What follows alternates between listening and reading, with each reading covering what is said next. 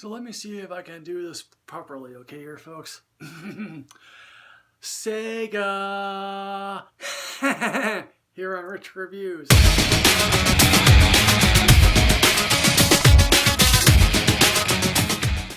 Hi there folks, welcome back, and I got out seeing Sonic the Hedgehog. And let me confess that I didn't particularly care to see this film to begin with, but I dragged myself to sing it anyway. And it's written by people who think to themselves, okay, congratulations, we made it to the Hollywood system, we wrote a script, and that got made into a film, hooray for them. I had to fork over my $15 anyway. And directed by a guy, now let me say this, I'm not going to mention the director's name because I don't think he's worth mentioning at all. However, I will say this about the director, he should not have cowered to the fans. Now let me confess, when I first saw the trailer, I thought to myself, well, this is a Sonic film. I have no really interest in seeing it, but of course the fan base is up in arms that they changed the design of Sonic. And here's the thing, if I were the director, I would have said, in the immortal words of the legendary wrestling group D-Generation X, if you're not down with that, I got 2 words for you. Suck it. And so they changed the design.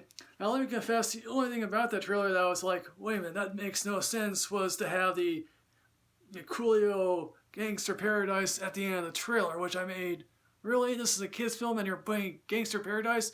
And let me confess, I played the Sonic game. Yes, I did. I had a Game Gear. I still probably have that Game Gear, although it's buried somewhere inside my room here right now. I haven't dug it out in so many years. I didn't necessarily watch any of the Sonic TV series, although I think 2 were voiced by Jaleel White.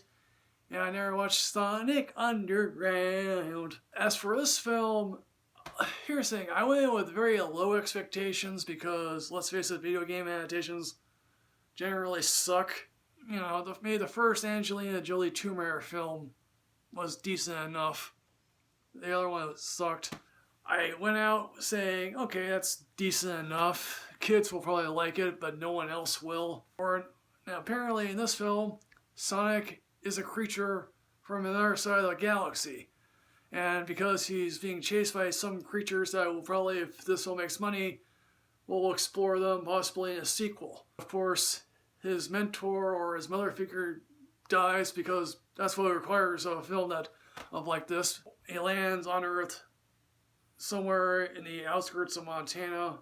I don't really know where he lands. If you actually really think about it, he actually stalks James Marsden. Basically, one day, Sonic being Sonic, he lets off a highly charged EMP signal, and the army and granted, these are some of the most bumbling idiots who could never imagine that the army would actually hire, let alone have a chief rank of general or such and such a rank. Basically, they say, oh yes, we'll send in Dr. Robotnik. And here's the thing, folks.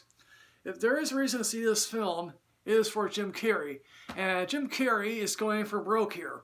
Basically mugging at the camera, doing whatever he can to get a laugh. And some of it works. It absolutely does work.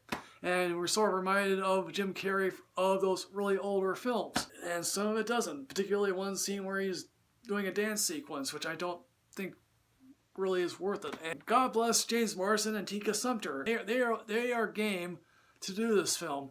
Unlike, say, Neil Patrick Harris, who didn't look like he was having a good time anyway.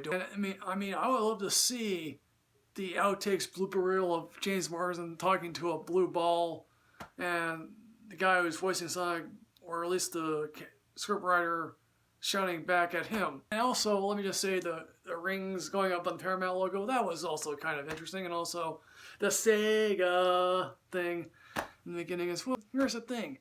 I'm a 33-year-old guy who's watching a film really for children, although I think there are going to be some older folks that want to get a kick out of seeing a Sonic live action. Yes, we've tried Mario Brothers, that flopped miserably. And then again, could we get a sequel? Sure. If this thing thinks funny, if this thing can beat out Fantasy Island, because do we really need a Fantasy Island remake? So in the end, folks, what I'm going to say about Sonic the Hedgehog, I'm going to be generous. I'm going to say, see this on a subsequent weekend because it's worth doing that. So folks, Sonic the Hedgehog, have you seen this? Because you probably will be, because you don't want to miss out on the water cooler talk.